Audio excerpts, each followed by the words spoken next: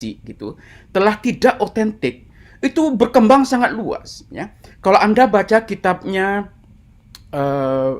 Abdul Jabbar misalnya Al-Qadhi Abdul Jabbar yang berjudul Tasbit Dalail An-Nubuwah ya, menegakkan atau menegaskan kenabian Nabi Muhammad ya.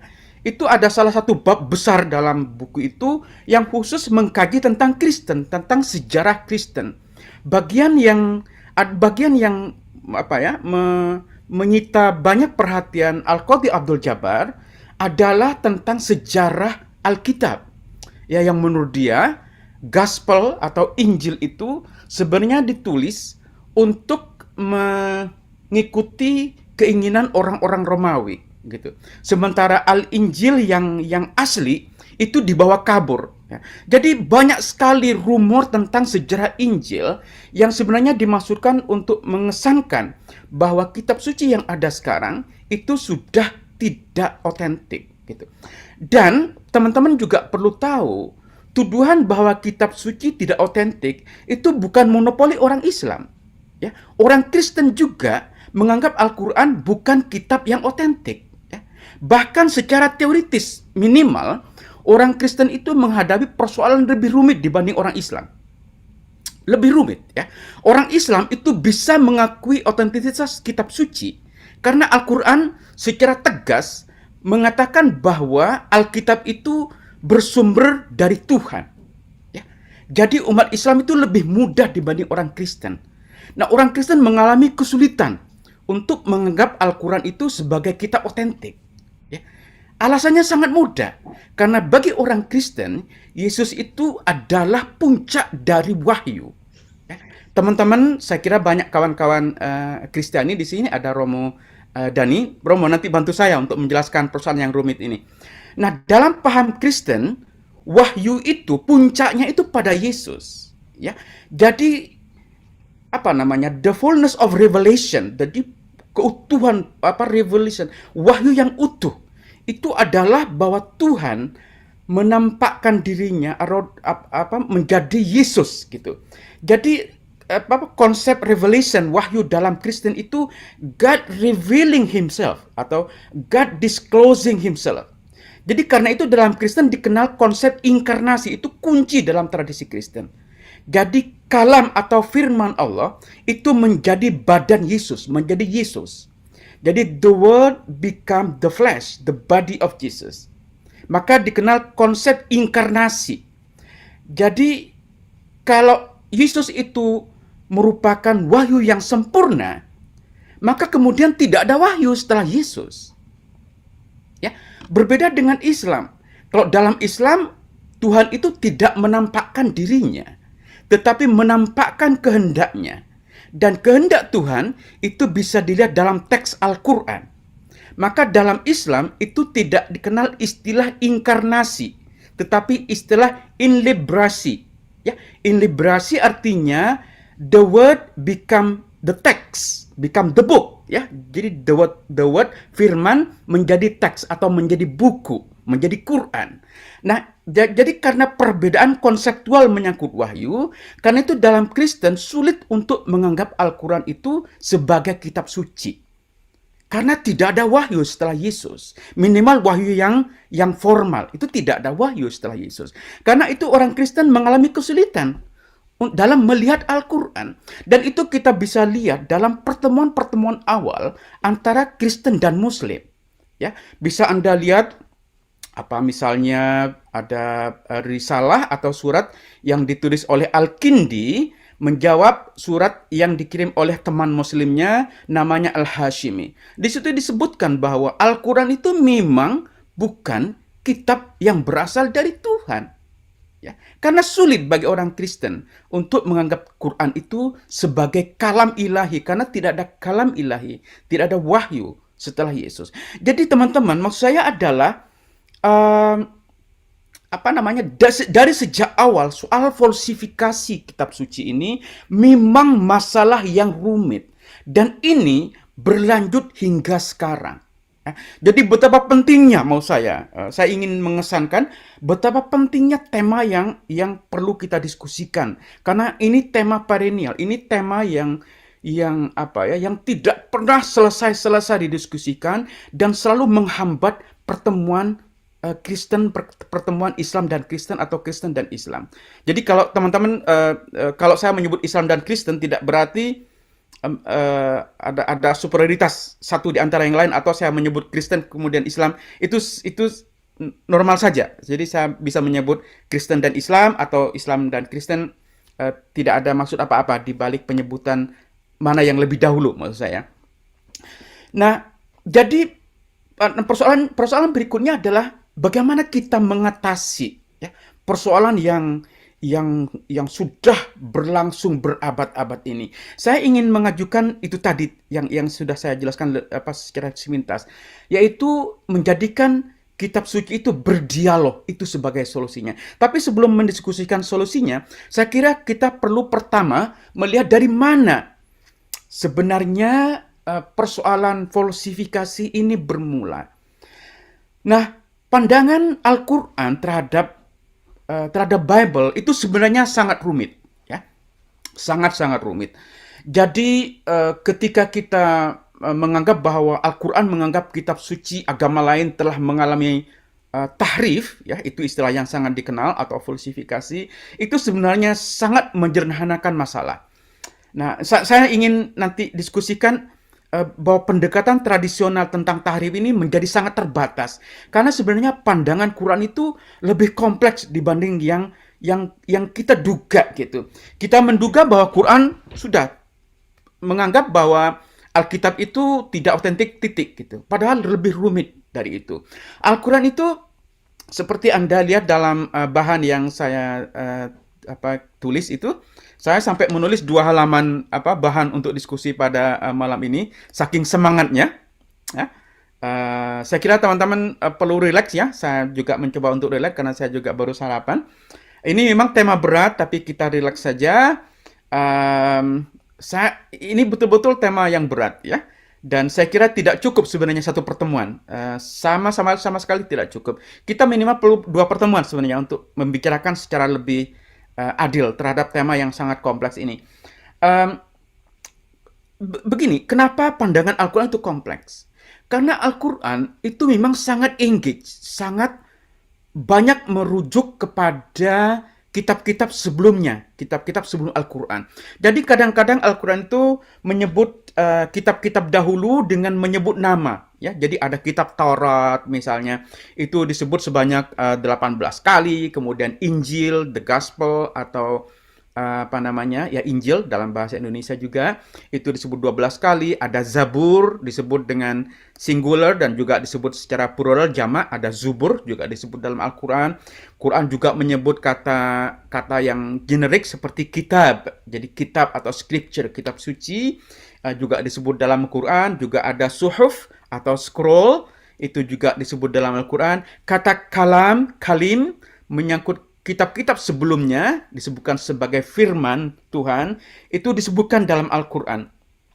Dan ketika Al-Quran menyebut kata-kata tersebut, ya, menyebut kata Taurat, kata Injil, kata Zabur atau Mazmur, kata firman, ya, terkait dengan kitab-kitab para nabi sebelumnya, itu intonasinya itu sangat netral.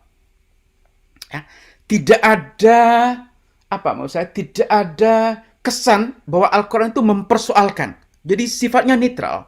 Nah, Quran itu menjadi negatif ketika terkait dengan bagaimana kitab-kitab tersebut diperlakukan oleh umatnya.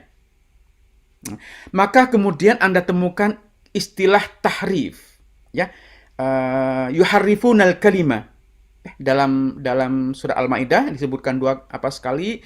I identify as both a humanist and an agnostic. And are you openly agnostic? What do you mean openly? Do people know it, or do your family know it? Am I in the closet? Yes, I'm quite openly agnostic. Everybody knows it. So I guess writing books about it means you're open. Well, if anybody reads my books, they know I'm an agnostic, yeah. Now, and I find it interesting, having read most of your books, how you talk about that you weren't always agnostic. No, I started out as a evangelical Christian. I got interested in biblical studies because I was actually a fundamentalist and as a late teenager, and that's what got me interested in the Bible. But as I developed my scholarship through graduate school, I realized that my beliefs about the Bible were completely wrong, that the Bible is not some kind of inerrant revelation from God. And so for years I had become a liberal Christian. I still went to church, I still believed in God, but I didn't believe that the Bible was the inspired Word of God. But after many years of being a liberal Christian, I finally became an agnostic. Well, thank you very much for that generous introduction, and you're welcome. It's a pleasure to be with you all this evening. So as Bob was pointing out, I teach at the University of North Carolina at Chapel Hill, which, as you all know, is in it's the buckle of the Bible Belt, which creates certain interesting moments in teaching historical approaches toward early Christianity and the New Testament. This last year I was teaching my course on the New Testament, so I had a class about 360 students in it, and I decided to do something this last year that I'd never done before. I began my class by asking students the following question. I said, how many of you in here would agree with the proposition that the Bible is the inspired Word of God? Boom! The entire room raises its hand. All right, good, great. Now, how many of you have read the Da Vinci Code, I asked? Boom! The entire room raises its hand. Oh, good, okay. Now, how many of you have read the entire Bible? Scattered hands. I said, all right. Now, I'm not telling you that I think God wrote the Bible. You're telling me that you think God wrote the Bible. I can see why you might want to read a book by Dan Brown. But if God wrote a book, wouldn't you want to see what he had to say? It's just one of the mysteries of living in the South. Well, the Bible is the most widely purchased, most thoroughly revered, and probably most broadly misunderstood book in the history of human civilization. One of the things that's misunderstood, at least by my 19-year-old students at Chapel Hill, is that when we're reading the Bible, we're not actually reading the words of Matthew, Mark, Luke, or John. We're reading translations from the Greek language in which these books were written. And something is always lost in translation. And not only that, but we're not reading translations of the originals of these books, because we don't have the originals of these books or of any of the other books of the New Testament. What we have are copies made centuries later, many of them many centuries later. These thousands of copies that we have are all different from one another in lots of little ways and sometimes in big ways. There are places where we don't know what the authors of the New Testament originally wrote. Now, for some Christians, that's not a problem because they don't have a high view of Scripture. For others, it's a very big problem. What does it mean to say that God inspired the words of the text if we don't have the words? Moreover, why should one think that God performed the miracle of inspiring the words of the Bible if he didn't perform the miracle of preserving the words of the Bible? If he meant to give us his very words, why didn't he make sure we received them? The problem of not having the originals of the New Testament, though, is a problem for everyone, not simply for those who believe that the Bible was inspired by God. For all of us, I think, the Bible is the most important book in the history of Western civilization. It continues to be cited in public debates over gay rights, abortion, over whether to go to war with foreign countries, over how to organize and run our society. But how do we interpret the New Testament? It's hard to know what the words of the New Testament mean if we don't know what the words were. And so in this lecture, I'll be talking about not knowing what the words were. and what we might know about the originals of the New Testament, how they got lost, and how possibly they might be reconstructed. So let me begin by talking about, on a fairly basic level, how it is that we got the books of the New Testament. The books of the New Testament were all written in Greek. They were all written in the first century of the Common Era. They were written by Greek-speaking Christians who wanted to share with their community their views of Jesus, of the faith, of what to believe and how to behave. So an author like Mark, the author of our first gospel, sat down and wrote out one day his gospel about Jesus. Now, we don't know where Mark actually lived. Some scholars have thought that Mark maybe lived in Rome. So let's say he lived in Rome. Mark writes his book. Well, how does this book get into circulation? The problem is we're dealing with an age in which there were no Xerox machines.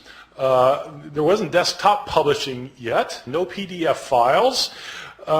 In fact, there wasn't carbon paper. How did people get copies of books? Well, in the ancient world, the only way to get a copy of a book was to copy it by hand. One page, one sentence, one word, one letter at a time.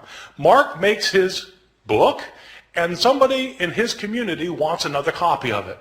And so that person either makes a copy himself or has somebody else make a copy for him. Now, part of the problem is that in the ancient world, at this time period in the Roman Empire, probably something like 90% of the population was illiterate, couldn't read or write. So not anybody could just make a copy.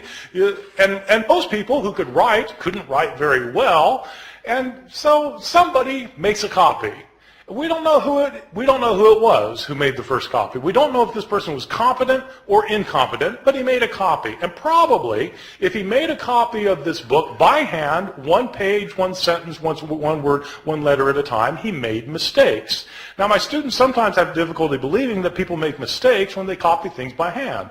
And so I tell them, well, you sit down tonight and copy the Gospel of Mark and see how you do. Well, in fact, they'll make mistakes. Now, here we have a problem created, because we have the second copy of Mark that is also put in circulation, and somebody wants a copy of Mark, and so they copy the copy. But the copy has mistakes in it. And so the next person who copies it copies the mistakes, thinking that they're the original wording. And the second person also makes mistakes of his own. And so he not only reproduces the mistakes of his predecessor, he introduces his own mistakes. And then another person comes along and copies that copy, making the mistakes of both of his predecessors and creating mistakes of his own. And then that book gets put in. And pretty soon you've got copies around the city of Rome that are all different from one another. Now, a visitor comes to Rome from Ephesus, and they have a church back in Ephesus too, and they want a copy of this gospel, and so he takes a copy, makes a copy, takes it back to Ephesus. And then that copy gets copied, and that copy gets copied, and that copy gets copied. Then somebody comes from Smyrna, and they want a copy. And so it goes for year after year after year. We don't have a copy of Mark until around the year 200. About 150 years after Mark was originally written.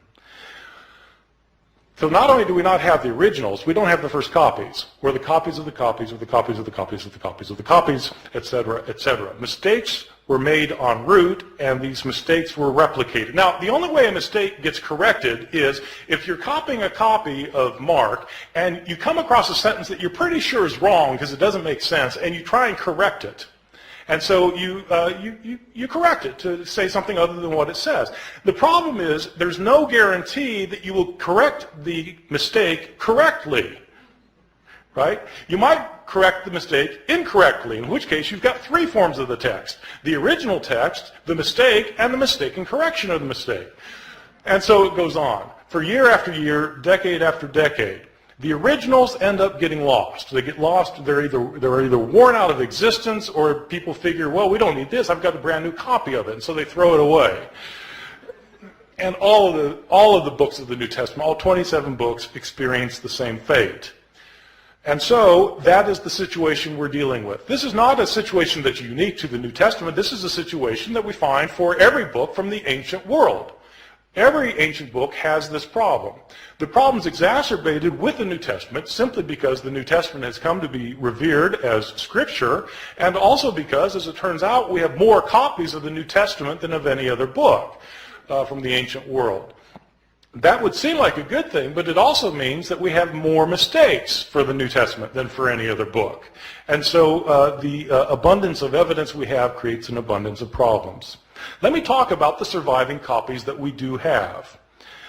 First, give you a sense of the numbers of books that we're talking about. New Testament was originally written in Greek, and at last count we had over 5,700 copies of the New Testament in the Greek language in which it was originally written. Now, when I say we have 5,700 copies, I don't mean that we have complete copies of all the books from beginning to end. What I mean is we have either complete copies or fragmentary copies. Some of these fragmentary copies are very small little fragments found in trash heaps in Egypt where the rest of the book was destroyed, and we just have a little scrap. So we have from little scraps to enormous tomes that are in medieval libraries. We have 5,700 copies in Greek, and we have copies in other languages because as Christianity spread throughout the Roman Empire, people translated the New Testament into other languages such as Latin. We have something like 10,000 copies of the Bible in the New Testament in Latin, in Coptic, the ancient Egyptian language, in Syriac, in Georgian, in Armenian, in Old Church Slavonic, etc., etc. We have all sorts of copies in all sorts of languages. These copies can be compared with one another, and when you compare these copies with one another, there are lots of mistakes in them because no two of these copies are exactly alike in their wording. How old are these copies that we have? Well, the oldest copy that we have of any book of the New Testament is actually a little fragment that was discovered in Egypt. This fragment is about the size of a credit card, and it's written on both front and back. That's significant, by the way, that it's written on both front and back because it tells you that this copy actually came from a book. Like we have books today where you've got pages written on front and back as opposed to a scroll. Christians early on preferred writing their scriptures in books rather than in scrolls. That made these books different from other books throughout the Roman world. This little credit card sized scrap that we have is called P52. It's called P52 because it's written on papyrus. So papyrus is an ancient writing material, and it's called P52 because it was the 52nd papyrus that was discovered and categorized, classified, cataloged. So this little scrap has a few lines on it from John chapter 18. It's the passage where Jesus is talking to Pontius Pilate in his trial before Pilate, where Pilate says, "What is truth? What is truth?" That line. So that's that. It's written on, and it's written both front and back. Now the thing is, if you have a little scrap like that, and it's written on the front and the back, and you know what passage it comes from, then you can actually do some interesting things because you can figure out, even though you don't have a complete line on this page, you can figure out where this thing was on the page. And if you've got, if you do it right, if you figure out if you've got it one margin, you can figure out how many letters were in each line, and you can figure out how many lines must have been on the page in order to get from this part to that part.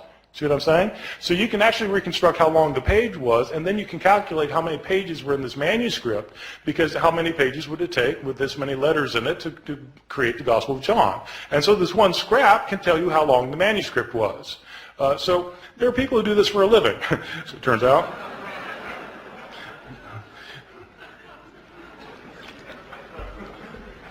So this is the oldest scrap. How old is it? This scrap, P52, is usually dated to the first half of the 2nd century. The way they date ancient manuscripts is actually on the basis of a handwriting analysis. The science of this is called paleography. Paleo meaning ancient, graphy meaning writing, ancient writing. So the study of ancient writing is called paleography, and there are scholars who are paleographers who can date manuscripts within about 50 years of their production. The way the science works is that handwriting in the ancient world before there was the invention of printing changed slowly over time. So people made letters in certain distinctive ways depending on when they lived. And so if you are familiar with how handwriting was in different periods of history, then you can determine when a manuscript was written. That's the science of paleography. And a good paleographer can get within about 50 years. So this thing, and you need a 50-year gap because some scribe who's copying a manuscript when he's 70, probably is writing the same way he did when he learned how to write when he was 20, and so you need a 50-year gap. So this thing is dated to around 125 plus or minus 25 years. Well, that's pretty early.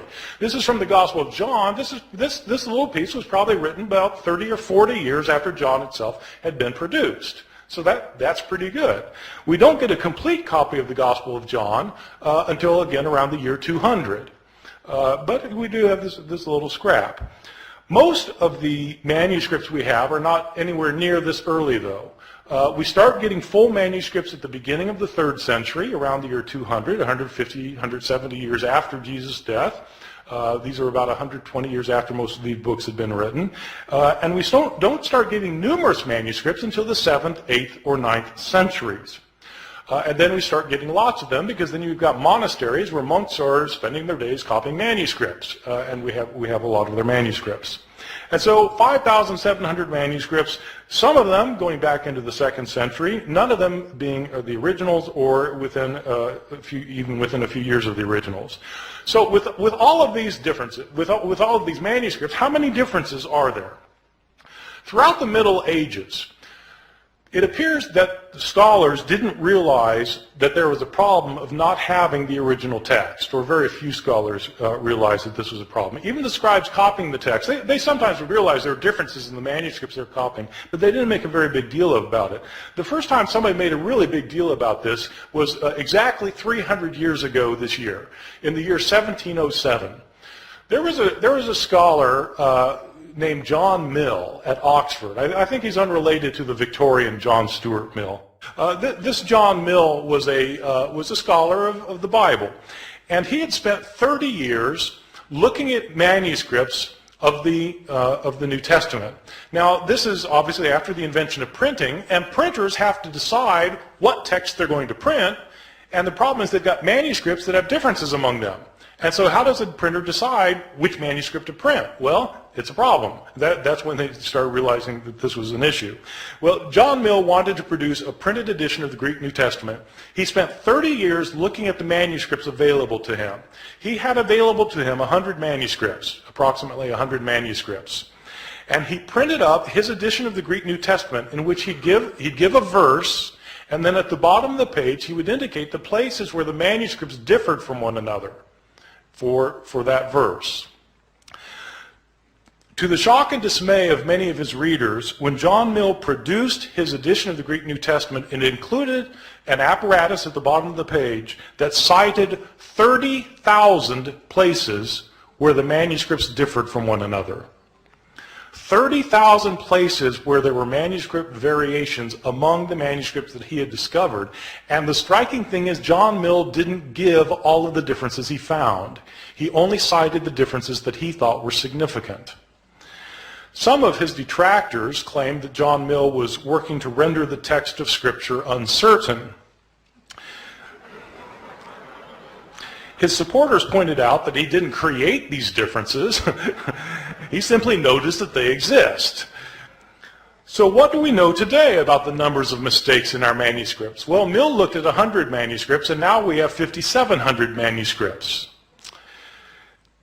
Nobody knows how many differences there are among the manuscripts that we now have, because nobody yet, even with the development of computer technologies, nobody has been able to add up all of the differences.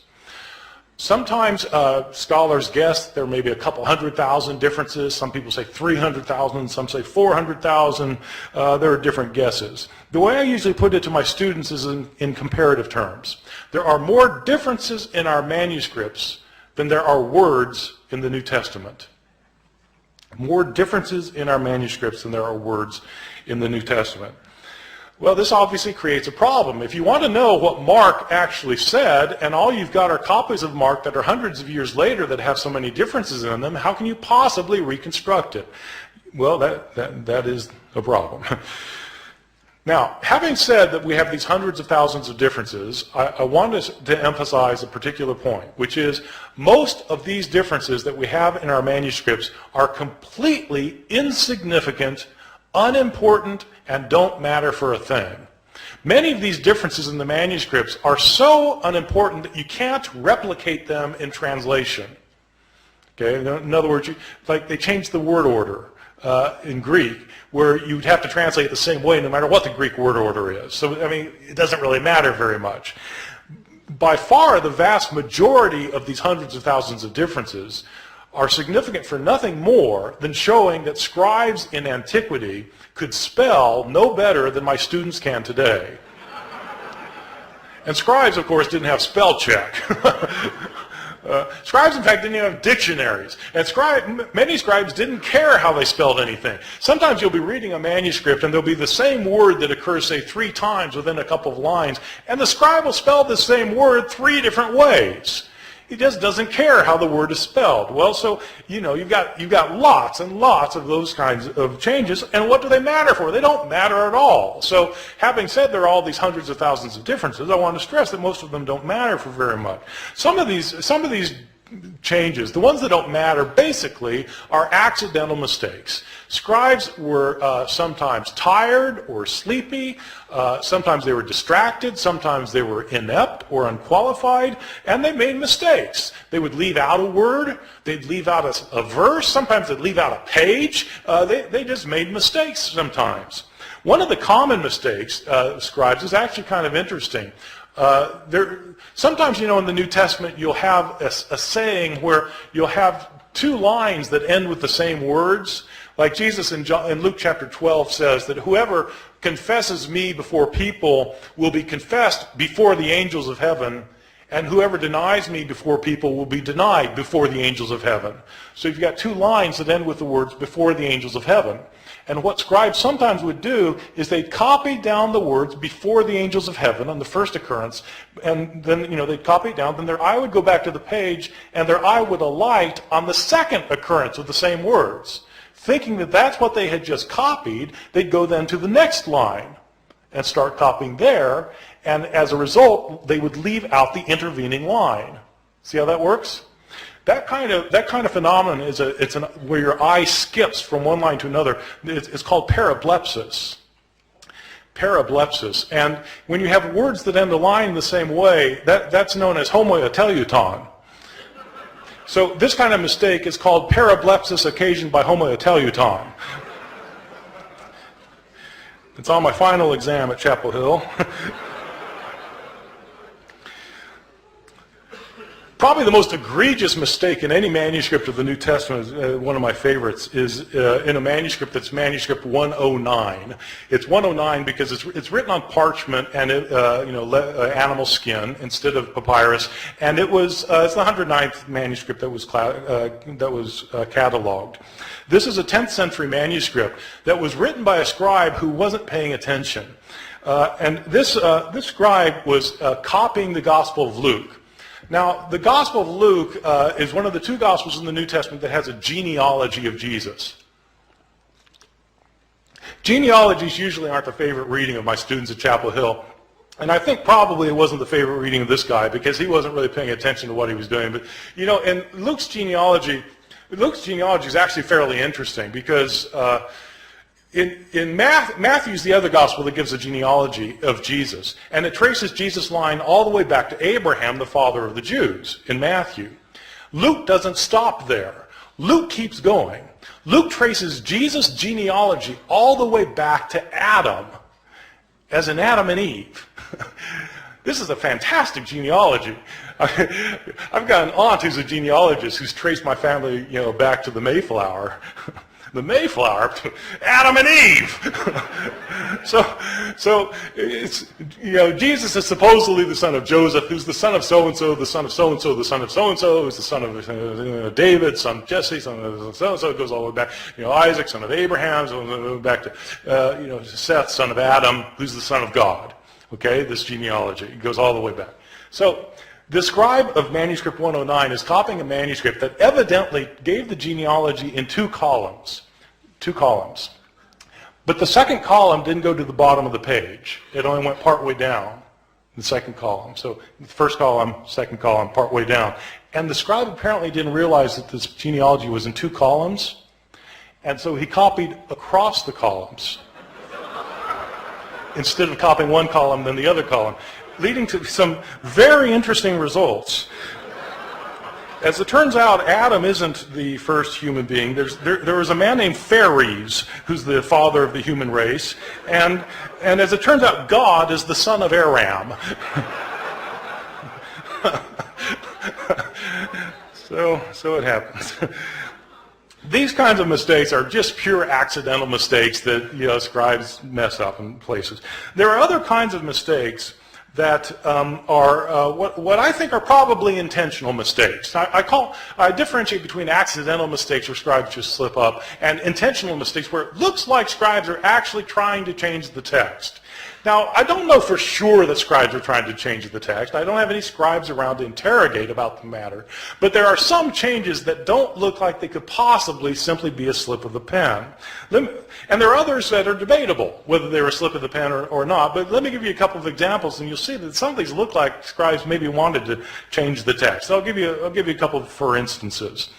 In Mark chapter 1, the Gospel of Mark, we read at the very beginning that we read, as was written in Isaiah the prophet, behold, I send my messenger before your face to prepare your way for you.